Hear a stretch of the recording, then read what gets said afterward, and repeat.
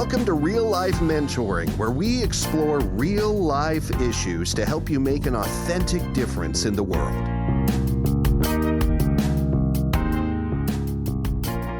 Hi, welcome back to Real Life Mentoring Podcast. I'm Christina. This is Chris. Today we're going to be talking about how to better understand people. Chris, why in the world would we talk about how to better understand people? Because relationships are vital. They're incredibly important on this earth, and the more we understand one another, the stronger our relationships will be. Yeah.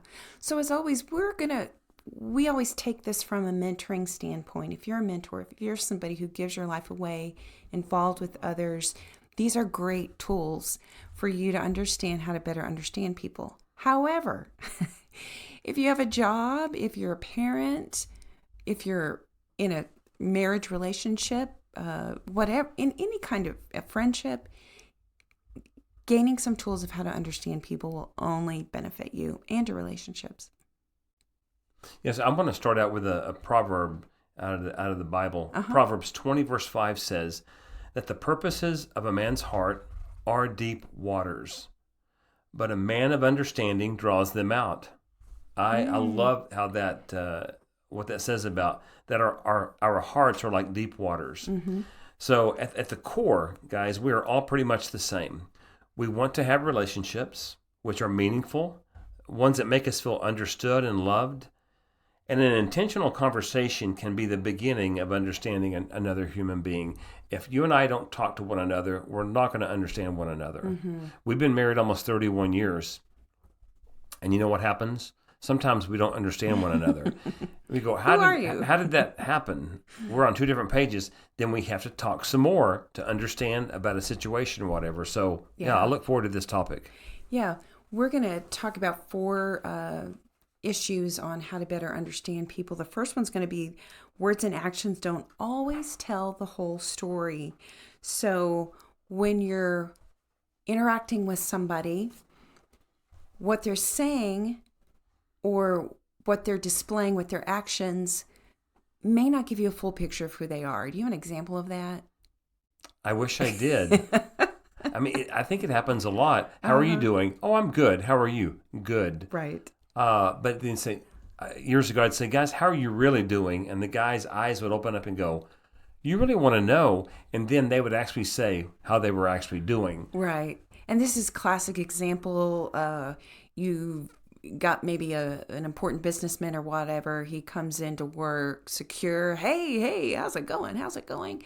But internally, that may not be really who he is. He may be insecure about things. He may be fighting fear. If we just take people at surface value, we may not be getting the whole picture. So I think it's just good to understand what people are saying or how they're acting may not be revealing truly what's going on. And it doesn't mean people are trying to wear masks. No. It's just, we put a different hat on when we go to the office, when we go to church, when we go to pick our kids up from school, maybe our hobbies. So it doesn't mean, so don't misunderstand that we're saying that people put on masks. But the reality is, people put on masks. People do put on masks sometimes. I have before. Yeah. I don't anymore. Instead of putting on a mask, sometimes I'm just quiet. Yeah. But with this topic though, sometimes actions and words don't tell the whole story. I think a really great picture to capture this is we all have heard the metaphor of people who like there's a duck, and on the surface of the pond the duck is calm, cool, and collected, but underneath those little feet that's good. Are going out of control. So on the surface it looks like, oh, sweet little duck, and underneath his little feet are flopping or whatever they do, pedaling as fast as he can because he's nervous or whatever. And so I think that's a good visual to help people remember what you see or what you hear is not the whole story. I do appreciate the one-on-one conversations that I get to have with men. So let's say I meet a guy, and I did this recently, or a few months ago. The CEO of a nonprofit, he and I met for the first time to talk business. And I had expectations, and I'm sure he did as well, of one another. And he was dressed up, and I guess I was dressed up as well. And I'm thinking his role, he's probably thinking about my role. we sat down and I asked a question or two. Before I knew it, business was on the side. And he was talking about real life, about struggles and challenges, things he wasn't sure about. And I was like, wow, this is amazing. And so, again, we step into situations where it's for business or whatever it is, and you start talking and you realize, okay, there's more to it than that. Yeah. Let's jump on to the second thing to consider is that to better understand people, we have to realize the importance of personalities. Now, in the description of today's podcast, we're going to list some personality assessments that you can take. They're free online. Not all are free, I don't think, Okay. that we're going to mention. The point is you can check into them. If you are unaware of your own personality or unaware of others, sometimes just being aware really gives you a better understanding. So, for example, I am an introvert. That shocks most people. However, you, my friend, are an extrovert. So you would say you're a introverted extrovert. I call myself a reserved extrovert because I'm never going to walk into a room and ask for attention. I don't want that. Right. And I'm a extroverted introvert. I can do people, I can be around a lot of people, but man, oh man, oh man, it's important for me to have my quiet time to reconnect with myself. And so how has that maybe caused conflict? Maybe early on in our marriage, like, oh, why is she so quiet? Or she was so happy at church. Why is she like in a corner reading a book right now? I mean, I understand it now, but I did not Yeah. in the beginning. No, it makes sense. You did a vintage flea market, whatever you called it, a few Yeah. weeks ago. Yeah. And a couple that was across the walkway from us, it was close to closing. I mean, had been going on all weekend. And I think you said we can begin to tear things down at 4 p.m. that day. Yeah. So I see this guy across the way, but I see him over by the snack area. I said, have you guys, it was like 20 minutes till, okay? I said, have you guys begun to tear down yet? He goes, no, it's not 4 p.m. yet. A man after my own heart. Right. And I'm like, okay. But he is an engineer by trade, and it Right. makes sense. Yeah. He's excellent at organizing and putting their booth together, Sure. the detail of it. But he was not going to take anything down until 4 p.m. hit. And I'm more like, well, okay, I'll take some of the back stuff down or whatever. But it was just funny to me. That was an example of a personality. Yeah. Yeah. If you're familiar at all with the Enneagram, Chris is an 8. He's a challenger. Oh, they say 4. Well, 340 is good. right, don't misunderstand. I'm not rebellious. No, and you're I'm just not, going to challenge things. well, I mean, why not? I see potential. Right. And You see potential that freaks me out because I tend to be a rule follower. And nope, they said 4, so I'm not going to do it until 4 o'clock. So it is humorous, and yet it has caused stress in our marriage before, where we have been angry with each other, been on each other's Sure. nerves.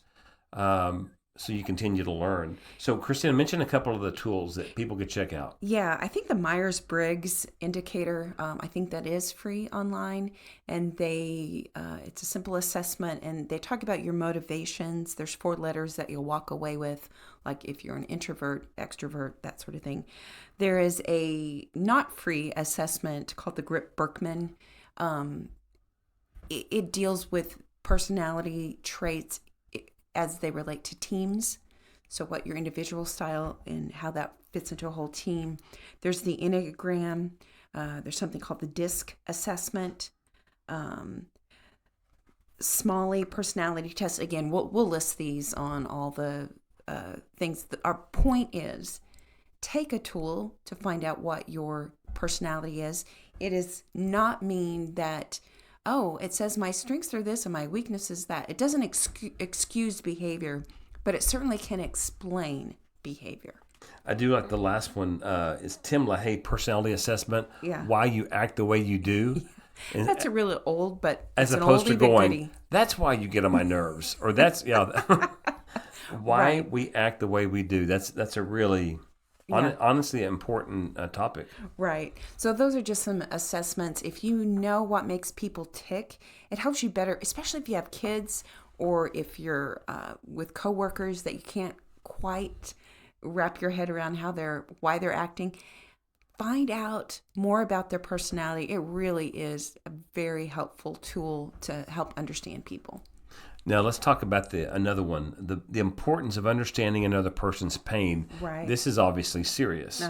It's really critical that we care about other people's pain. Right. Because pain can push us into corners. It can cause us not to act the way we normally would. Mm-hmm. It can cause us to be in a dark place. And so honoring people's pain is important. And let's talk about it. What we're meaning here are areas that you should pay attention to, that you could be respectful of. If somebody has a very intense fear of change or fear of loss or rejection, maybe there's some childhood trauma, there's some sort of moral failure.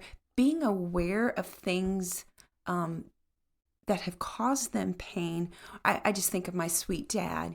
He's 76 years old. He's a Vietnam vet. I'm very aware when we're in crowded places of his trauma from the war. And so he doesn't like to be in large crowds. He'll stay on the outside, loud sounds. Being aware of that helps me love him well. And so if you know somebody who has a pain, a trauma experience, even something silly as, okay, you know this person has a fear of heights, that helps you understand them better. Yeah. It does. I used to, you could tell me, okay, I have this, we're not talking about fear per se, but I have this fear, and I think, oh, that's no big deal. Mm-hmm. But then you mentioned heights. Yeah. Put me on the side of a cliff or something like that. Like you've been on the side of a cliff. Well, I mean, even with a banister or something there, it freaks me out. And if I will think about my own fear, the kind of pain it causes me internally, mm-hmm. it gives me compassion for that fear, that pain that someone else is going through, where previously I may have thought, well, that's no big deal. Yeah. But for that person, it is. That's really important to keep in mind. Mm-hmm. Did you mention some of the things the things that cause people pain? Yeah. Did you mention the fear of change? Yeah. Okay. Mm-hmm. Yeah. Fear of rejection is a huge thing that causes people pain. Right. And it's not just the fear, it's how the fear makes them act. So if they tend to be passive, or if they won't engage in opportunities that come up because of maybe low self-esteem from a past pain, being aware of that can really help. You could help coach somebody in that.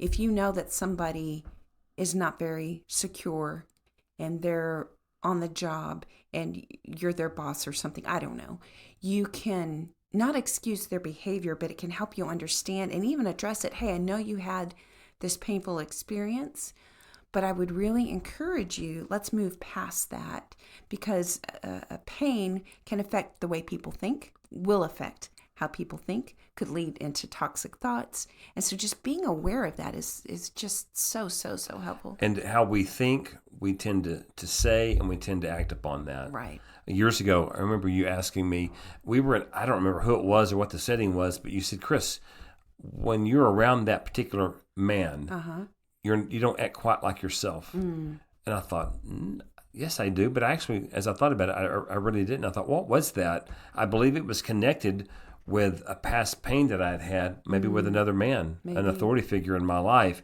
And maybe this person reminded me of them. And that pain rose up in me. And it didn't need to, but it did. Mm-hmm. And I found myself, and you saw it tangibly, you saw it, that I was not actually being myself in that setting. Yeah. So things to look at. Yeah.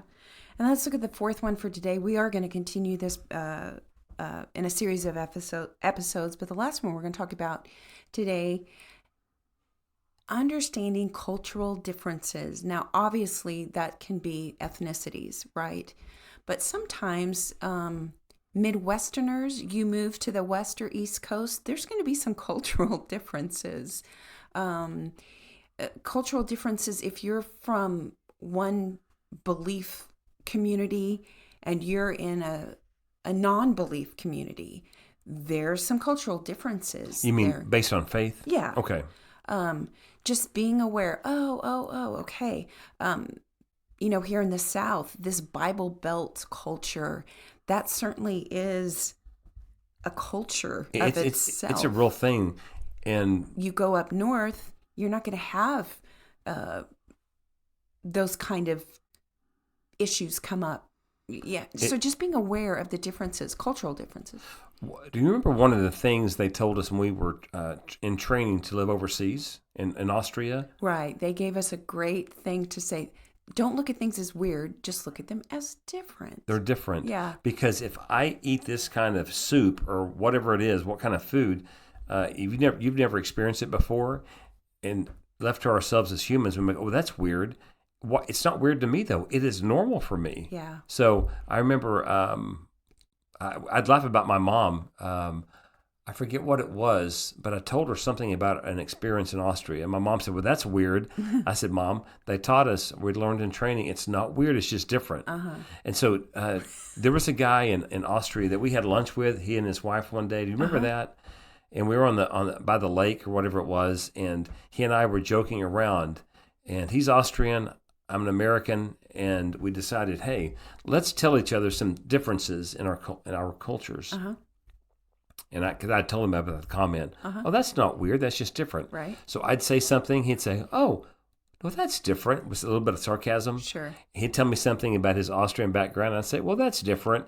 And I forget what I said, something about the American culture. He said, Chris, I'm sorry, that's just weird.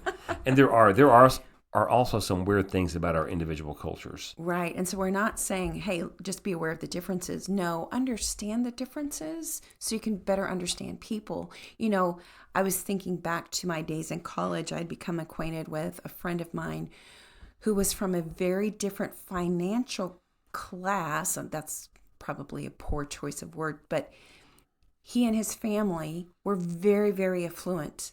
My dad was in the military, not so affluent. And so being in his circles, it was like a completely different culture.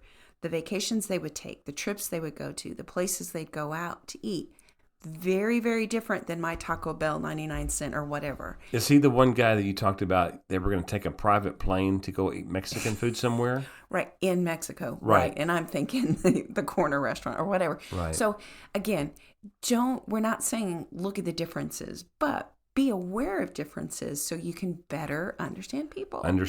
Yeah. Anything else? I think about our former British neighbors we had when we were living in Austria. And we were talking about some differences. And I forget her name now. Do you remember her name? Doesn't matter. It doesn't matter.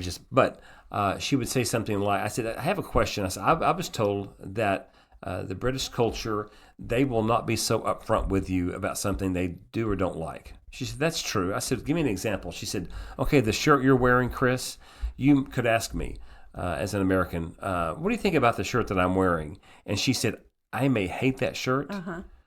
I may think it's the ugliest thing, but I would say to you, well, that's a nice shirt for you, Chris. She's sidestepping the issue, yeah. But what's really important is to understand those cultural differences, because you could get into some trouble and totally misunderstand one another. Exactly. If you don't understand what you're dealing with. Exactly. There is a great book that was given to me. I call it's a book. It's more of a resource. It's not the type of book you sit down and read from the front cover to the back cover. It is a thick resource book, and it is called When Cultures Collide. It's an excellent by Richard tool. D. Lewis. It's worth checking out if you are living overseas or living in a different culture, or you want to get to know people better in a different culture. Yeah. It just lays it out by country, some things to consider. Yeah. Well, understanding people. We talked about 4 topics today. Let's just review those real quick. Words and actions don't always tell the whole story. Think about the duck on the pond. He's cool, calm, and collected. Underneath, his little feet are going crazy. The importance of understanding personality traits. The importance of understanding another person's pain. And then getting a whole story about understanding cultural differences. We hope today made an impact on you. Like us, subscribe, leave a review if you'd like to. And as always, if something you heard today was beneficial to you and you would like to help contribute to making this podcast possible, we thank you in advance for your donation. As always, Chris and Christina, thank you for tuning in to Real Life Mentoring Podcast.